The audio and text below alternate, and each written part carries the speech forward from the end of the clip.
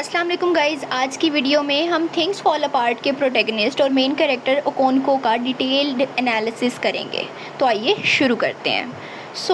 इकोंको जो है वो इग्बो विलेज यानी इग्बो सोसाइटी, इग्बो कम्युनिटी के एक विलेज उमोफिया का लीडर है। He is well respected, he is hard working, he is strong और इसी चीज़ों की वजह से ही इज़ अ प्राउड मैन। और इसने ये जो अपनी सारी ज़िंदगी है जस्ट टू अवॉइड वीकनेस, इसने अपनी लाइफ को इतना ज़्यादा हार्ड वर्किंग बनाया था ताकि मैं वीक ना बनूं। और ये स्पेशली अपने फादर उनोका की तरह नहीं बनना चाहता था। उनोका किस तरह का था वो हम आगे डिस्कस करेंगे। लेकिन इसकी जो ये स्ट्रेंथ थी ना, ग्रेटेस्ट स्ट्रेंथ यानी इसकी टफनेस जो थी वो ही इसकी वीकनेस बन जाती है। And from his rise he also falls. तो चिनुआ एचेबे ने हमें बताया कि फियर यानी उसको एक डर था कि वो वीक नहीं होना चाहता, फिर उसको बहुत प्राइड था अपनी मस्कुलिनिटी के ऊपर, एंड इनफ्लेक्सिबिलिटी यानी वो अडॉप्ट नहीं करना चाह रहा होता चेंज को। तो इन तीन एलिमेंट्स के थ्रू हमें चिनुआ एचेबे ने बताया कि कैसे एक बंदा जो है वो इतना पावरफुल बंदा भी डिस्ट्रॉय हो जाता है। अगर हम इसकी पर्सनैलिटी के की ट्रेट्स देखें तो पहले कुछ पॉजिटिव ट्रेट्स को हम डिस्कस करेंगे। सबसे पहले नंबर पे हमारे पास हार्ड वर्किंग आता है और एम्बिशियस आता है। तो he was a from very young age इसने स्टार्ट किया था नथिंग से। इसका जो फादर था ही वॉज अ पुअर मैन और लेज़ी मैन, वो काम नहीं करता था, वो लोगों से बहुत ज़्यादा कर्जे लेता था। और इस तरह से था कि गाँव का कोई भी बंदा ऐसा नहीं होगा या नेबरहुड का कोई भी ऐसा बंदा नहीं होगा जिसके इसके बाप में पैसे नहीं देने होंगे। तो इसको अपने फादर से बहुत ज़्यादा नफरत होती है और इसी वजह से मतलब ये उनके जैसे नहीं बनना चाहता होता ना, तो ये हेट करता होता है।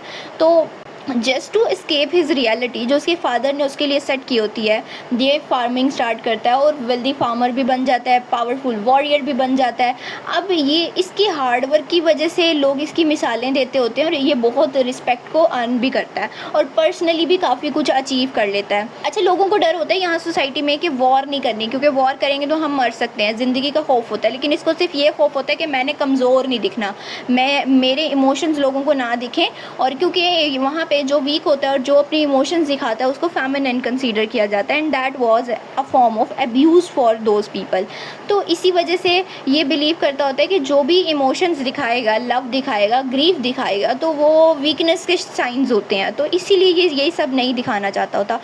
और इस वजह से जस्ट टू एस्केप वीकनेस ये जो है वॉयलेंट बन जाता है बहुत ज़्यादा। इवन कि ये अपनी फैमिली का भी ध्यान नहीं रखता, उनके अगेंस्ट भी ये ऐसे ही रहता है। और अगर हम टॉक्सिक वायलेंस की बात करें तो ओकोंको जो है वो स्ट्रेंथ पे बिलीव करता है। और उसको वो कौन सी स्ट्रेंथ होती है, एक तो चलो वॉर में लड़ने वाली स्ट्रेंथ हो गई, बट ये वो वाली स्ट्रेंथ है कि इसको लगता है कि दूसरों को कंट्रोल करना चाहिए। तो इसकी 3 बीवियाँ होती हैं और ये उनको मारता भी होता है, बच्चे उससे डरे सहमे रहते होते हैं।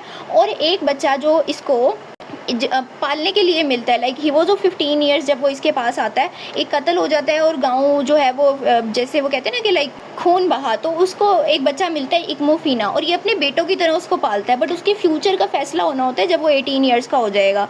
और जब वो 18 ईयर्स का हो जाता है तो कम्युनिटी से डिमांड करती है कि we have to kill him. तो ये खुद उसको अपने हाथों से मारता होता है। हालांकि वो बच्चा जो है वो इसको पाप बुलाने लग जाता है, लाइक फादर की तरह इसको समझता होता है, इसके बेटे को भाई समझता है, माँ उसकी बीवी के साथ माँ समझ के रहता होता है।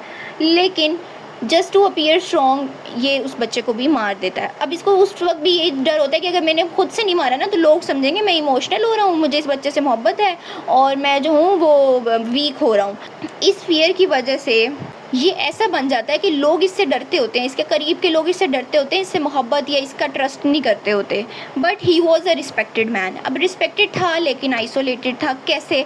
ऐसे कि ये इसने ना ब्रेवरी और सक्सेस के ज़रिए बहुत ज़्यादा इज्जत कमा ली, लेकिन फिर भी ये अकेला रह गया बिकॉज ये अपने इमोशंस किसी के साथ शेयर नहीं कर रहा, इवन अपनी बीवियों के साथ भी नहीं कर रहा। ये एडवाइस सुनता नहीं होता, ये चेंज को एक्सेप्ट नहीं करता होता। इसकी वजह से ये अपनी ओन फैमिली के साथ ही काफ़ी डिस्टेंस होता है। अगर हम इग्बो सोसाइटी में फिर ओकोंको का रोल देखें तो ये जो है वो ट्रेडिशनल उनकी जो वैल्यूज़ हैं इग्बो सोसाइटी की उनको रिप्रेजेंट करता हुआ दिखाई देता है। यानी कि जैसे स्ट्रेंथ हो गई, मस्कुलिनिटी, ऑनर, रिस्पेक्ट और कस्टम्स के लिए ये इतना ज़्यादा एक्सट्रीमिज़म को फॉलो करने लग जाता है कि ही बिकेम रिजिड।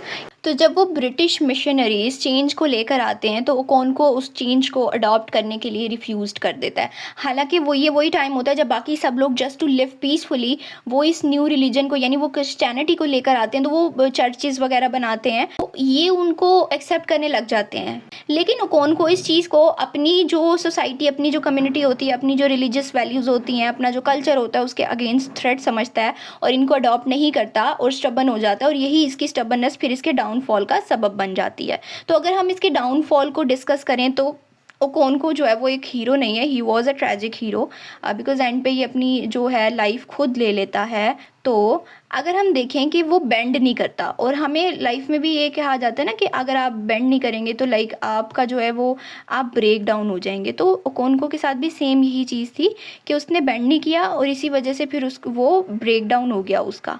यानी कोई जब आप फ्लेक्सिबिलिटी शो नहीं करोगे तो फिर चीज़ें इसी तरह से होंगी। अब एक वक्त ऐसा भी आता है कि he was exiled for 7 years, जब एक फेयर लगता है और वहाँ पे इससे किसी का कत्ल हो जाता है by mistake, he was shooting और वो किसी को लग जाती है, एक्सीडेंटल किलिंग होती है, तो इसकी वजह से 7 साल बाहर हो जाता है। और जब ये इसकी एब्सेंस में क्रिश्चियनिटी आती है और स्प्रेड होती है, बिकॉज यूँ भी सोचा जाता है इसमें कि हो सकता है कि अगर बाकी सारे लोग यानी जब क्रिश्चियंस आए थे, जब ब्रिटिश मिशनरीज आए थे यहाँ पे उमूफिया में, अगर वहाँ पे ओकोंको उस टाइम पे होता तो क्रिश्चियनिटी स्प्रेड आउट नहीं करती, लेकिन ये नहीं था और इस वजह से वहाँ पे फिर इनकी जो ट्रेडिशनल वैल्यूज़ थी वो भी वीक हो जाती हैं।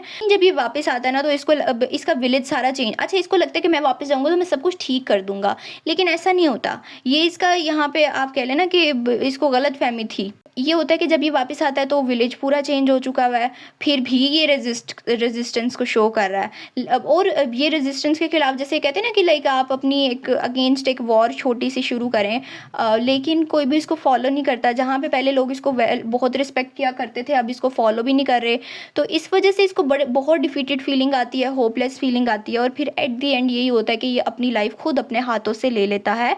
और ये वो, और उमूफिया में जो लोग इग्बो कल्चर में यानी कि जो लोग खुद से मरते होते हैं ना, तो वो सबसे ज़्यादा ये शेमफुल एक्ट समझा जाता होता है। और स्टोरी के एंड पे एक डिस्ट्रिक्ट कमिश्नर होता है, वो ओकोंको की पूरी लाइफ स्टोरी लिखते हैं और एक स्मॉल नोट के साथ हिस्ट्री की बुक में।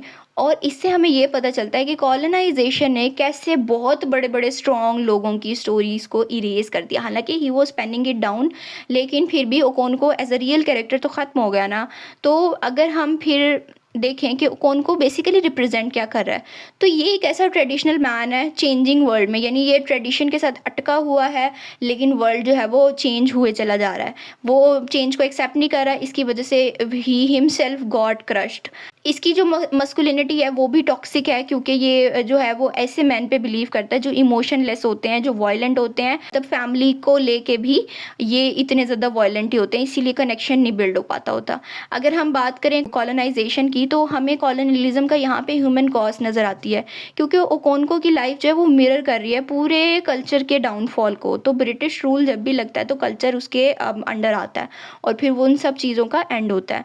तो कंक्लूजन में हम यही कहेंगे कि ओकोंको जो है वो एक ट्रेजिक कैरेक्टर है। बेशक वो एक ब्रेव इंसान है, बेशक जो है वो स्ट्रॉन्ग है, बट ही हैड हमार्शिया, और इसके प्राउड की वजह से like just to avoid weakness इसके साथ सब कुछ बुरा हुआ। और इसका इवन जो रिफ्यूजल था अगेंस्ट लाइक चेंज, तो इससे हमें ये पता चलता है कि लाइक आपको फ्लेक्सिबल होना चाहिए, अदरवाइज पर्सनल डिस्ट्रक्शन भी हो जाती है। और इससे हमें loss of a way of life पूरा नज़र आता है कि कैसे फिर पूरी ज़िंदगी ख़राब होती है और ख़त्म हो जाती है। तो चिनुआ अचेबे ने हमें इस नॉवल के थ्रू एक ऐसा बंदा दिखाया है जो कि सिर्फ एक बंदा नहीं, वो पूरा कल्चर है, लेकिन he can also fall apart अगर वो उसका रिजिड प्राइड जो है वो अनस्टॉपेबल चेंज, बिकॉज जो ब्रिटिश चेंज था मिशनरीज़ वाला वो कंट्रोल में किसी के भी नहीं था। तो अगर आप इस तरह के चेंज को अडॉप्ट नहीं करेंगे या उसके साथ फ्लेक्सिबल नहीं होंगे तो एट द एंड डिस्ट्रक्शन आपके ही हाथ आएगी और किसी के हाथ नहीं आएगी। तो he was a tragic hero और he is a remarkable person as well. तो ये था उसका कैरेक्टर। आई होप आपको समझ आया होगा।